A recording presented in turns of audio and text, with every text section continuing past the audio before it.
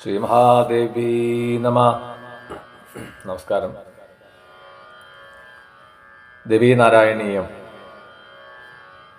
26 ദശകമാണ് വർണ്ണിക്കുന്നത്. ശ്രീമദ് ദേവി ഭാഗവതം പഞ്ചമസ്കന്ധത്തിൻ്റെ അവസാനത്തിൽ പറയുന്ന സുരഥൻ്റെ ചരിത്രം, ദേവി മഹാത്മ്യത്തിൽ കൂടി പ്രസിദ്ധമായി വർണ്ണിച്ചിട്ടുള്ള സുരഥൻ്റെ കഥയാണ് പറയുന്നത്. രാജാപുരാസിൽ സുരഥാഭിധാന സ്വാരോജിഷേ ചൈത്രകുലാവതംസ മന്വന്തരേ സത്യരഥോപദാന്യ സമ്യക് പ്രജാപാലനമാത്രനിഷ്ഠ. മന്വന്തര വർണ്ണന അത് പുരാണങ്ങളിൽ എല്ലായിടത്തും കാണാൻ കഴിയും. പുരാണ ലക്ഷണമനുസരിച്ച് മന്വന്തര വർണ്ണന ഉണ്ടാവും. 14 മന്വന്തരങ്ങൾ ചേർന്നതാണ് ബ്രഹ്മാവിൻ്റെ ഒരു പകലെന്നും അതിനെ ഒരു കൽപ്പമെന്നും. അങ്ങനെ ഒരു കൽപ്പം 14 മന്വന്തര സമാനമാണ്. 1000 ചതുർയുഗം ചേർന്നതാണ്.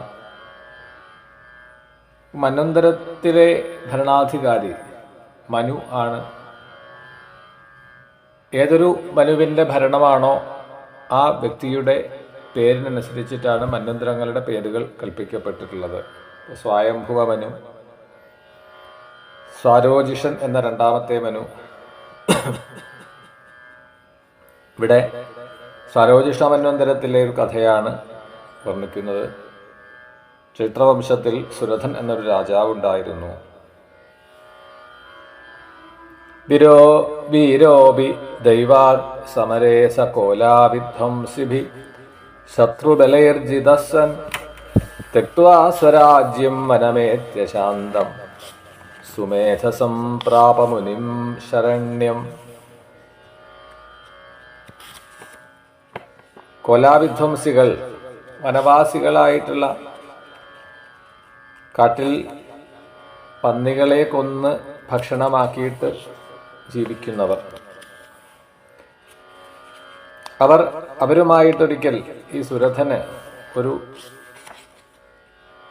തർക്കമുണ്ടാവുകയും അതിൻ്റെ പരിണതഫലമായിട്ടാണ് അവർ സുരഥനെ ആക്രമിക്കാൻ വേണ്ടി യുദ്ധത്തിനായിട്ട് പുറപ്പെട്ടു. ആ യുദ്ധത്തിൽ സുരഥന്റെ ഒപ്പമുള്ളവർ പോലും ആ രാജാവിന്, സുരഥന് പ്രതികൂലമായി വർത്തിക്കുകയും ആ രാജാവിന് പരാജയം നേരിടേണ്ടി വന്നു. അപ്പോൾ രാജ്യത്തിൻ്റെ ഭരണാധിപന്മാരായിട്ട് ഈ കോലാവിധ്വംസികളായ വനവാസികൾ ഏറ്റെടുക്കുകയും അപ്പോൾ അവരുടെ കീഴിൽ തനിക്ക് ജീവിക്കാൻ വയ്യ എന്ന് നിശ്ചയിച്ച് പരാജയം ഏറ്റുവാങ്ങിയ സുരഥൻ രാജ്യം വിട്ട് ഏകനായി ഒരു വനത്തിലേക്ക് പലായനം ചെയ്യുകയാണ്. വനത്തിൽ എത്തിച്ചേർന്നത് സുമേധസ് എന്ന മഹർഷിയുടെ ആശ്രമത്തിലാണ്. ആ രാജാവ് സുമേധസ് മഹർഷിയെ ശരണം പ്രാപിച്ചു. തപോവനം നിർഭയമാവസൻ ദൃച്ഛായാശിതശീതളവാതപൃക്ത സ ഏകദാ രാജ്യഗൃഹാതി ചിന്താപദ്യാകുല കാചിത് അവശ്യതാർത്ഥ. സുമേധസ് മഹർഷിയുടെ ആശ്രമത്തിൽ വസിക്കുന്ന രാജാവിന് അവിടെ ഉത്കണ്ഠയൊന്നും ബാധിക്കുന്നില്ല. വളരെ സ്വസ്ഥമായിട്ടാണ് അദ്ദേഹം ആശ്രമത്തിൽ വസിച്ചത്. ഒരിക്കൽ ആശ്രമത്തിൽ വസിക്കുമ്പോൾ പ്രത്യേകിച്ച് മറ്റൊന്നും തന്നെ പ്രവർത്തിക്കാനില്ല. അദ്ദേഹം തന്റെ നഷ്ടപ്പെട്ടതായ രാജ്യത്തെക്കുറിച്ചും ഓർത്തും ബന്ധുജനങ്ങളെക്കുറിച്ചും ഭാര്യാപുത്രാദികളെക്കുറിച്ചും ഒക്കെ ഓർത്ത് അങ്ങനെ ഇരിക്കുന്നു. തൻ്റെ പത്നി, രാജ്യം, പുത്രന്മാർ, ആനകൾ, കുതിരകൾ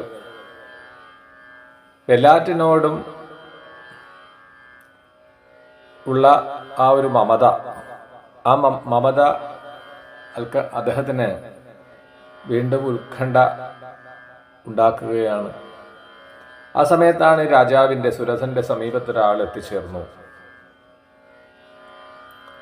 രാജാ തമൂജേ സുരഥോസ്മി നാംനാജിതോരിഭിർ ഭ്രഷ്ടവിഭൂതിജാല ഗൃഹാദിചിന്താമതിദാന്തരംഗ കുതോസി കസ്തും വദമാം സമസ്തം.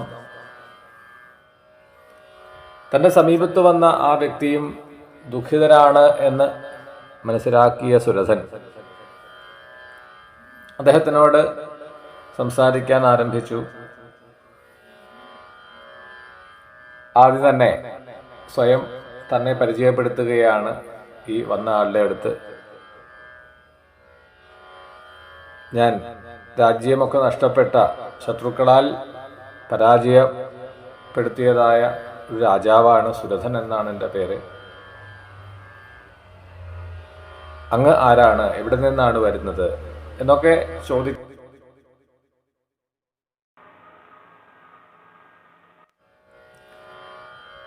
ശ്രുത്വേതി സപ്രത്യവദൽ സമാധിനാമാസ്മി വൈശ്യോഹൃത സർവവിത്ത പത്നീ സുതാദ്യൈ സുഗൃഹാൻ നിരസ്ത തഥാപി സോൽകണ്ഠമിമാൻ സ്മരാമി. സമാധി എന്നു പേരുള്ള വൈശ്യനാണ് എന്ന് പറഞ്ഞുകൊണ്ട് അദ്ദേഹം രാജാവിനെ പരിചയപ്പെടുത്തി. ഞാൻ കച്ചവടം ചെയ്ത് വളരെയധികം ധനം സമ്പാദിച്ചിട്ടുണ്ട്. എന്നാൽ ഇപ്പോൾ എൻ്റെ പത്നിയും പുത്രന്മാരും ആ ധനം മുഴുവനും പിടിച്ചെടുത്തു. അവർ എന്നെ ഗൃഹത്തിൽ നിന്ന് പുറത്താക്കി. അപ്പോൾ ഈ ഭാര്യാപുത്രാദികൾക്ക് ഇപ്പോൾ തൻ്റെ ആവശ്യമില്ല. അവരെ ഇദ്ദേഹത്തിനെ പുറത്തിറക്കി. അദ്ദേഹത്തിൻ്റെ ധനമാണ് അവർ ഇപ്പോൾ പിടിച്ചെടുത്തിട്ടുള്ളത്. ഇങ്ങനെയൊക്കെ തൻ്റെ ബന്ധുജനങ്ങളാൽ അപമാനിക്കപ്പെട്ടിട്ടും ആ സമാധിക്കും തൻ്റെ ഭാര്യയോടും മക്കളോടുമുള്ള ആ ഒരു സ്നേഹം, അതാണ് തൻ്റെ പത്നിയെയും പുത്രന്മാരെയും കുറിച്ച് അദ്ദേഹവും ആകുലതയോട് കൂടിയിട്ട് ചിന്തിക്കുകയാണ്, പറയുകയാണ്. അപ്പോൾ ഇവിടെ ഫലത്തിൽ ഈ രാജാവും ഈ വൈശ്യനും, സുരഥനും സമാധിയും തുല്യ ദുഃഖിതരാണ്. എല്ലാം നഷ്ടപ്പെട്ടവരാണ്. അവരിൽ അവശേഷിക്കുന്നത് മമതയാണ്. അനേന സാകം സുരഥോ വിനീതോ മുനിം പ്രണമ്യാഹ സമാധിനാമ ഗൃഹാൻ നിരസ്തോപി ഗൃഹാദിചിന്താം കരോതി സോൽകണ്ഠമയം മഹർഷേ.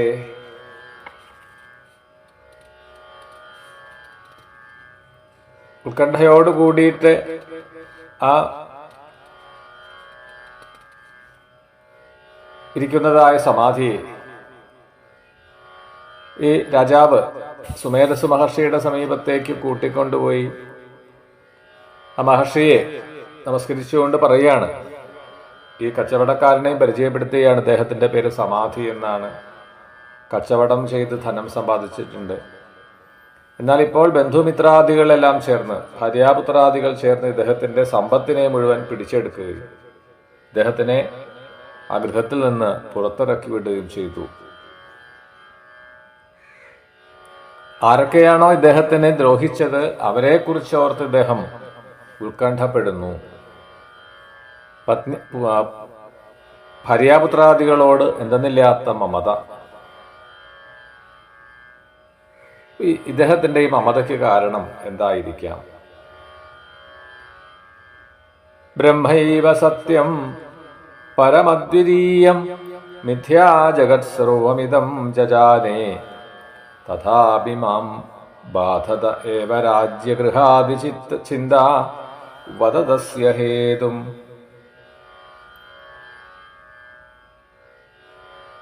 ഇവിടെ ഈ സമാധിക്കുള്ള സങ്കടം, അദ്ദേഹത്തിനെ ബാധിച്ചിട്ടുള്ള മമത, അതേക്കുറിച്ച് രാജാവ് പറഞ്ഞു. അതോടൊപ്പം തന്നെ തനിക്കുമുണ്ട് രാജ്യത്തിലും ബന്ധുക്കളിലുമൊക്കെയുള്ള മമത. അത് തുറന്നു പറയുകയാണ്.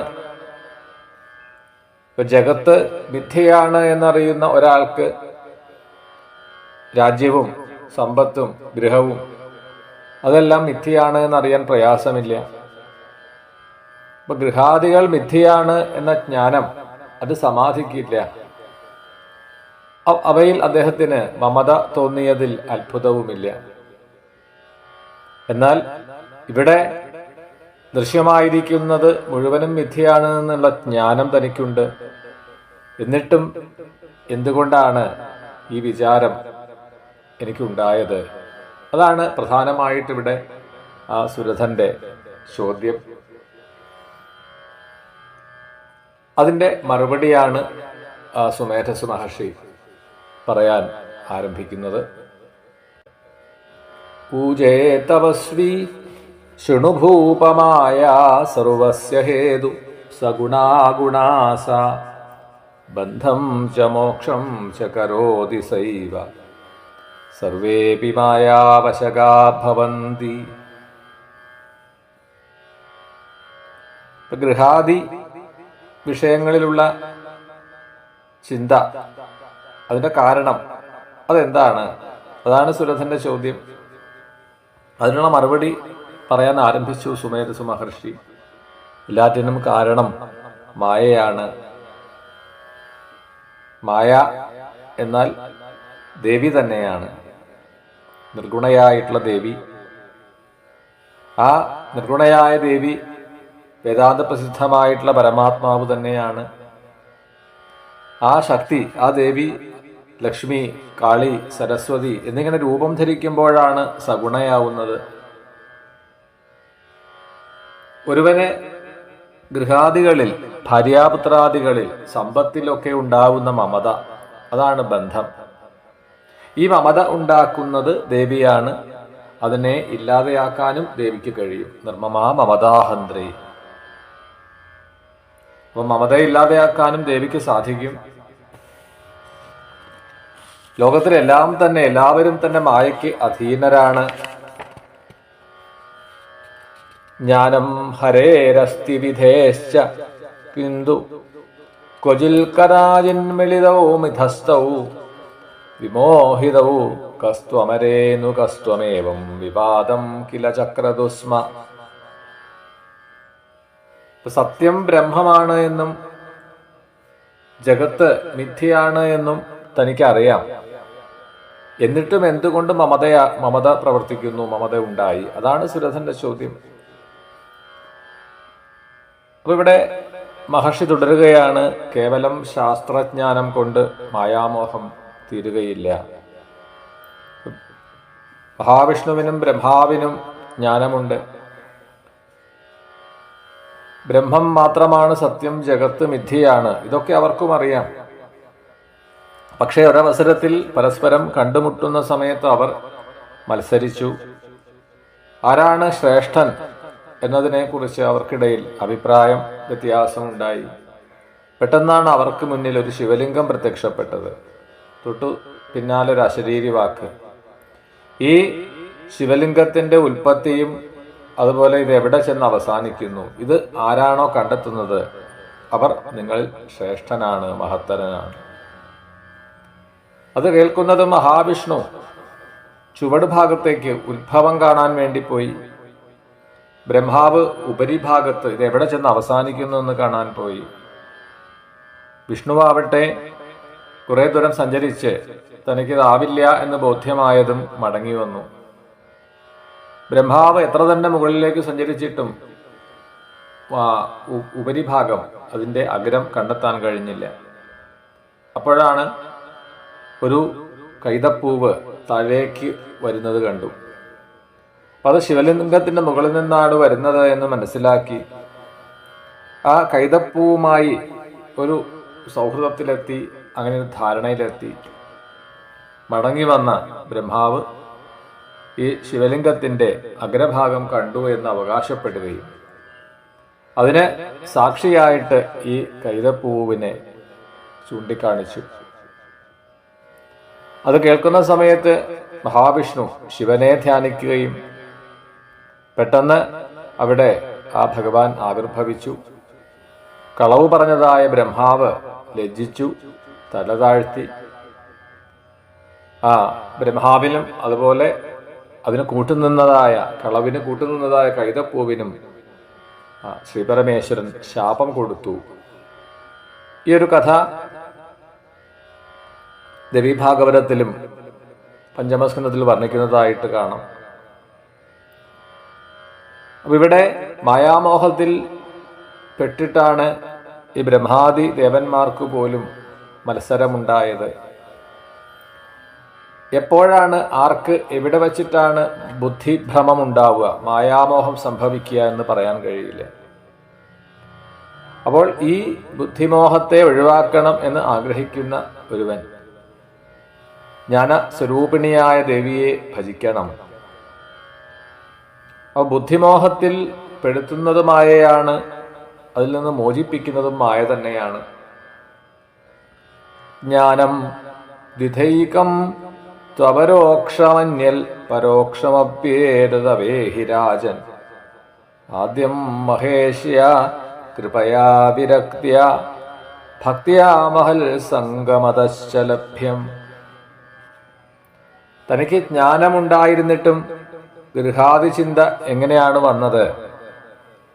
അതാണ് സുരഥന്റെ സംശയം. ആ ഗൃഹാദി ചിന്തയ്ക്ക് കാരണം ബുദ്ധിമോഹമാണ് എന്നും, ബുദ്ധിമോഹം ഏതൊരു ജ്ഞാനിക്കും ഏതവസരത്തിലും ഉണ്ടാവാം. ഇനി ജ്ഞാനത്തിന്റെ സ്വരൂപത്തെ വർണ്ണിക്കുകയാണ്. ജ്ഞാനം രണ്ടു വിധമാണ്: അപരോക്ഷ ജ്ഞാനം, പരോക്ഷ ജ്ഞാനം. അപരോക്ഷ ജ്ഞാനമാണ് ഒരുവനെ സർവബന്ധമുക്തനാക്കി തീർക്കുക. ഇത് ഭക്തി കൊണ്ട്, സജ്ജനസംഘം കൊണ്ട്, മഹാത്മാക്കളുടെ അനുഗ്രഹം കൊണ്ട്, വിരാഗത കൊണ്ട് ഒക്കെ സമ്പാദിക്കാം. അതിനും ആ ജഗദംബികയുടെ കൃപ ഉണ്ടാവണം. ഏതദാപ്നോതി സ സർവമുക്തോ ദ്വേഷശ്ച രാഗശ്ച ഭൂപ. ജ്ഞാനം ദ്വിതീയം ഖലു ശാസ്ത്രവാക്യവിചാരതോ ബുദ്ധിമതൈവ ലഭ്യം.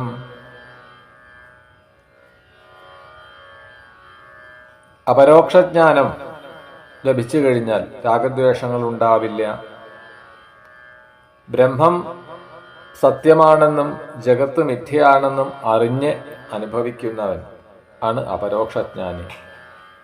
ഇവിടെ കാണപ്പെടുന്നതും കേൾക്കപ്പെടുന്നതും സ്മരിക്കുന്നതും അങ്ങനെ എല്ലാം ബ്രഹ്മം തന്നെയാണ്. അതിൽ നിന്ന് ഭിന്നമായിട്ട് ഒന്നിനെയും കാണുന്നില്ല, കേൾക്കുന്നില്ല, അറിയുന്നില്ല. അങ്ങനെ എല്ലാം ബ്രഹ്മമാണ് എങ്കിൽ ചിലതിനോട് രാഗം, ചിലതിനോട് ദ്വേഷം അത് ഉണ്ടാകുമോ? ഇവിടെ പലതുണ്ട് എന്ന തോന്നലാണ് രാഗദ്വേഷങ്ങളെ ഉണ്ടാക്കുന്നത്. ഇവിടെ പലതില്ല, ഒന്നു മാത്രമേ ഉള്ളൂ എന്ന് അനുഭവിച്ചു കഴിഞ്ഞാൽ രാഗദ്വേഷങ്ങൾ ഉണ്ടാവില്ല, രാഗദ്വേഷങ്ങൾ ബാധിക്കുന്നില്ല, ബന്ധം ഉണ്ടാവുന്നില്ല. എല്ലാ ബന്ധനത്തിൽ നിന്നും അങ്ങനെയുള്ള ഒരുവൻ മുക്തനായിത്തീരും.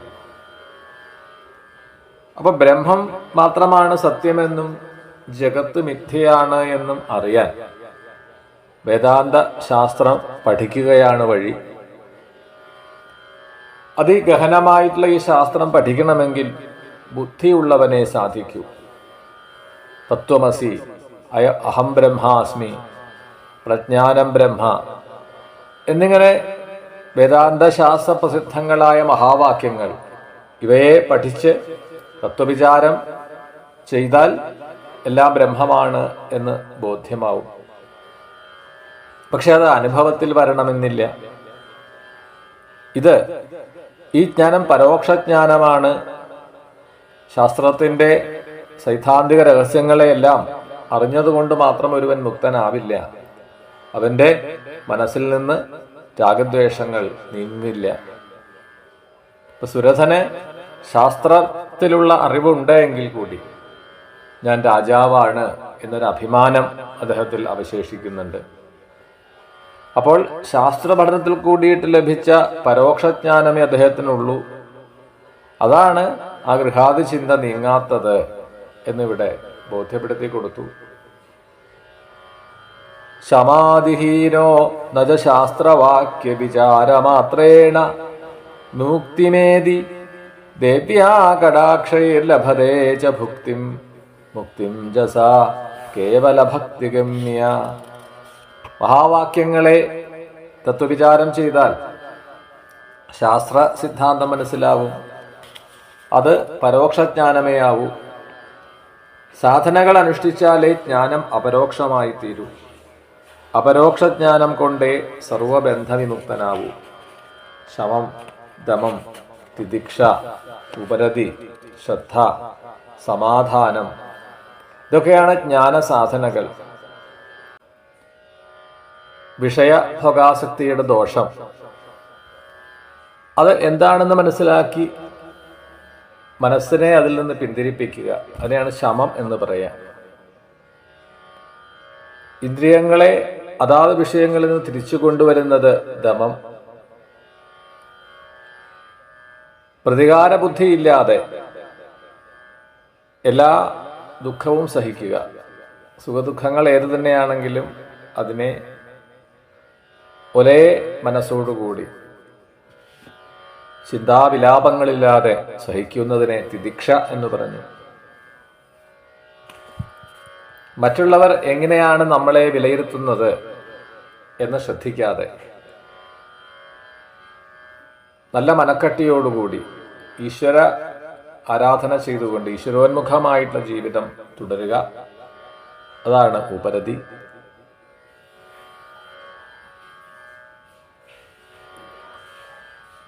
ശാസ്ത്രത്തിലുള്ള വിശ്വാസം, ഗുരുവാക്യങ്ങളിലുള്ള യുക്തിപൂർവമായ വിശ്വാസം, ഇത് ശ്രദ്ധ. ബുദ്ധിയെ ബ്രഹ്മത്തിൽ തന്നെ ഉറപ്പിച്ചു നിർത്തലാണ് സമാധാനം. ഇങ്ങനെ ഈ സാധനകളെ നിരന്തരമായി അനുഷ്ഠിച്ചു കൊണ്ടിരുന്നാൽ അന്ധഃകരണത്തിന് കരുത്തുണ്ടാവും. ക്രമേണ പരോക്ഷജ്ഞാനം അപരോക്ഷജ്ഞാനമായി തീരണം. അറിഞ്ഞതിനെ അനുഭവമാക്കി തീർക്കണം. അപ്പോഴേ മുക്തി നേടാൻ പറ്റും. അറിവ് നേടുക മാത്രമല്ല, അത് അനുഭവമാവുമ്പോഴേ മുക്തനായി എന്ന് പറയാൻ കഴിയൂ. ഇവിടെ രാജാവ് മഹർഷിയോട് പറഞ്ഞു, ഞാൻ അറിവുള്ള ആളാണ്, ജ്ഞാനിയാണ്, പക്ഷെ അത് അനുഷ്ഠാനരഹിതമായിട്ടുള്ള വെറും ശാസ്ത്രജ്ഞാനം മാത്രമാണ്. അത് സുരഥനെ പറഞ്ഞു ബോധ്യപ്പെടുത്തി. അപ്പൊ ഈശ്വരഭജനം ചെയ്യേണ്ടതിൻ്റെ മഹിമ അത് മഹർഷി രാജാവിനെ പറഞ്ഞു ബോധ്യപ്പെടുത്തി. ആ ദേവീ ഭജനം ചെയ്താൽ ഭോഗവും വേണ്ടവർക്ക് അതും, മോക്ഷം അത് വേണ്ടവർക്ക് അതും ലഭിക്കും. സംപൂജ്യതാം സാകമനേന ദുർഗാം കൃത്വാ പ്രസന്നാം സ്വഹിതം ലഭസ്വ ശ്രുത്വാ മുനേർവാക്യമുഭൗ മഹേഷി ത്വാം പൂജയാമാസ ദുരിദ്ധ ഭക്തിയാ. രാജാവും സമാധിയും, സുരഥനും സമാധിയും സുമേരസു മഹർഷിയുടെ വാക്ക് കേട്ട് ദേവിയെ ഭജിച്ചു. ആ ദേവിയെ പൂജിച്ച് പ്രസാദിപ്പിച്ചാൽ മായയിൽ നിന്ന് മോചനം നേടാൻ കഴിയും, ഭുക്തിയും മുക്തിയും ലഭിക്കും എന്ന് ബോധ്യപ്പെട്ടതോടുകൂടി അവർ ദേവീഭജനം ആരംഭിച്ചു. വർഷദ്വയാന്തേ ഭവതിം സമീക്ഷ്യ സ്വപ്നേത് സതോഷാവപി താവതൃപ്തൗ ദിദൃക്ഷയാ ജാഗ്രതി ചാപി ഭക്താവാചേരതു ദ്വൗ കഠിനൗ വ്രതാനി. മഹർഷിയുടെ നിർദ്ദേശമനുസരിച്ച് സുരഥനും സമാധിയും ദേവീഭജനം ആരംഭിച്ച് വർഷങ്ങൾ തന്നെ കഴിഞ്ഞുപോയി. ഒരിക്കൽ രണ്ടുപേർക്കും സ്വപ്നദർശനമുണ്ടായി. എന്നാൽ ആ സ്വപ്നദർശനം കൊണ്ടും അവർക്ക് തൃപ്തി വന്നില്ല. ജാഗ്രത്തിലും ആ ദേവീദർശനം സാധ്യമാവണം. അങ്ങനെ കഠിനമായിട്ടുള്ള വ്രതങ്ങളെ അനുഷ്ഠിച്ചുകൊണ്ട് വീണ്ടും തപസ് തുടർന്നു. എന്നിട്ടും ദേവീദർശനം ലഭിച്ചില്ല. ഒന്നുകിൽ ദേവീദർശനം നേടുക, അല്ലെങ്കിൽ ശരീരം ഉപേക്ഷിക്കുക. അങ്ങനെ തീരുമാനിച്ചിട്ടാണ് ശരീരത്തിൽ നിന്ന് മാംസം മുറിച്ചെടുത്ത് ഹോമിക്കാൻ ആരംഭിച്ചു. വർഷത്രയാന്തേ സുമുഖിം പ്രസന്ന ത്വാം വീക്ഷ്യ തൗ തുഷ്ടുവതു പ്രഹൃഷ്ടൗ ദൈവാത് സമാധിസ്ത്വതനുഗ്രഹേണ ലബ്ധ്വാ പരം ജ്ഞാനമവാപമുക്തിം. അങ്ങനെ ശരീരത്തിലെ മാംസവും രക്തവും അഗ്നിയിൽ ഹോമിക്കാൻ തുടങ്ങിയപ്പോൾ ദേവി അവർക്കു മുന്നിൽ പ്രത്യക്ഷയായി. അവർ ദേവിയെ പ്രണമിച്ചു. അവർക്ക് ഇഷ്ടമുള്ള വരം നൽകാൻ ദേവി തയ്യാറായി. സമാധി സംസാരബന്ധങ്ങളിൽ നിന്നുള്ള മോചനത്തിനായി ആ പരമമായ ജ്ഞാനം, അതാണ് അദ്ദേഹം ആവശ്യപ്പെട്ടത്. ആ വൈശ്യൻ അദ്ദേഹത്തിന് ദേവി ജ്ഞാനം അനുഗ്രഹിച്ചു നൽകി. ഭോഗവിരക്തനായി തീർന്ന അദ്ദേഹം മുക്തിയെ പ്രാപിച്ചു. ഭോഗാവിരക്ത സുരഥസ്തു ശീഘ്രം നിഷ്കണ്ടകം രാജ്യമവാപഭൂയ മന്വന്തരേ ഭൂപതിരഷ്ടമേസ സാവർണിനാമാച മനുർബഭൂവ. ഇവിടെ രണ്ടുപേർക്കും ഒരേ സമയം ദർശനം നൽകിയ ആ ജഗദംബിക ഏതു വരം നൽകാനും സന്നദ്ധയായിരുന്നു. സമാധി ആവശ്യപ്പെട്ടത് ജ്ഞാനമാണ്. അത് അദ്ദേഹത്തിന് ലഭിച്ചു. സമാധി വിരക്തനായിരുന്നു. എന്നാൽ രാജാവ് സുരഥനാവട്ടെ ഭോഗാസക്തനാണ്. നഷ്ടപ്പെട്ടു പോയ രാജ്യം, ഐശ്വര്യസമൃദ്ധമായ രാജ്യം വീണ്ടും ലഭിക്കണമെന്ന് തൻ്റെ ആഗ്രഹത്തെ ആ രാജാവ് പറയുകയാണ്. അങ്ങനെ ദേവി അനുഗ്രഹിച്ചു, അന്തർധാനം ചെയ്തു. അധികം താമസിയാതെ മന്ത്രിമാർ ആ രാജാവിനെ അന്വേഷിച്ചു വന്നു. അദ്ദേഹത്തിനെ കൂട്ടിക്കൊണ്ടുപോയി വീണ്ടും രാജാവാക്കി അഭിഷേകം ചെയ്തു. ആ രാജഭോഗങ്ങളെല്ലാം തന്നെ അനുഭവിച്ചുകൊണ്ട് ബന്ധുക്കളോടുകൂടി, ഭാര്യാപുത്രാദികളോടുകൂടി അദ്ദേഹം വളരെ കാലം രാജ്യം ഭരിച്ചു. ഇവിടെ രണ്ടാമത്തെ മന്വന്തരം, സരോജിഷ മന്വന്തരത്തിലാണ് ആ സുരഥൻ ജീവിച്ചത്. അങ്ങനെ ദേവി ഭജനം ചെയ്തു. ജന്മാന്തരത്തിൽ അദ്ദേഹം മനുവായി തീർന്നു എന്നാണ്. എട്ടാമത്തെ മന്വന്തരത്തിലെ മനുവായി, സാവർണി മനുവായിട്ട് മാറിയത് ഈ സുരഥനാണ്. ദേവി മഹാത്മ്യമാണ് ഇവിടെ വർണ്ണിച്ച് അവസാനിപ്പിക്കുന്നത്. മാർക്കണ്ഡേയ പുരാണ അന്തർഗതമാണ് ദേവി മഹാത്മ്യം. ദേവി ഭാഗവതം 5-ാം സ്കന്ധത്തിലും ഈ കഥ വർണ്ണിച്ചു കാണാം. ത്വം ഭുക്തികാമായ ദദാസി ഭോഗം മുമുക്ഷവേ സംശ്രുതിമോചനം ച കിഞ്ചന്ന പൃച്ഛാമി പരം വിമൂഢോ നമാമി തേ പാദസരോജയുഗ്മം. ഈ ദശകം ഇവിടെ സമർപ്പിക്കുമ്പോൾ സ്തോത്രകാരൻ പറയുകയാണ്, ദേവി അവിടുന്ന് കരുണാമയിയാണ്. ആരെന്തു ചോദിച്ചാലും കൊടുക്കുവാൻ ദേവിക്ക് ആ ഒരു ദയയുണ്ട്, ഒരു കാരുണ്യമുണ്ട്. സുരഥൻ രാജഭോഗങ്ങളെ ആവശ്യപ്പെട്ടു, അത് അദ്ദേഹത്തിന് ലഭിച്ചു. പരമമായിട്ടുള്ള ജ്ഞാനമാണ് ആ സമാധി ചോദിച്ചത്, അദ്ദേഹത്തിന് അതും നൽകി. ഇപ്പോൾ ഇവിടെ ഞാൻ എന്താണ് ചോദിക്കേണ്ടത് എന്ന് സംശയിക്കുന്നു. ഭുക്തിയാണോ മുക്തിയാണോ? ഭോഗവിരക്തനല്ലാത്തത് കൊണ്ട്, ഇപ്പോഴും ഭോഗാസക്തി ഉള്ളത് കൊണ്ട് മുക്തി ചോദിക്കാറായിട്ടില്ല. എന്നാൽ ഇനിയും ഭോഗസുഖങ്ങളെ ചോദിക്കുവാനുള്ള ധൈര്യവുമില്ല. അതുകൊണ്ട് ഞാൻ മൂഢനാണ്, ദേവി അവിടുത്തെ പ്രണമിക്കുക മാത്രം ചെയ്യുന്നു, മറ്റൊന്നും എനിക്ക് കഴിയില്ല എന്ന് പറഞ്ഞുകൊണ്ട് നമസ്കരിച്ചു. പ്രാർത്ഥനയോടുകൂടിയിട്ടാണ് 26-ാം ദശകത്തെ സമർപ്പിച്ചത്. ശ്രീ മഹാദേവ്യൈ നമഃ.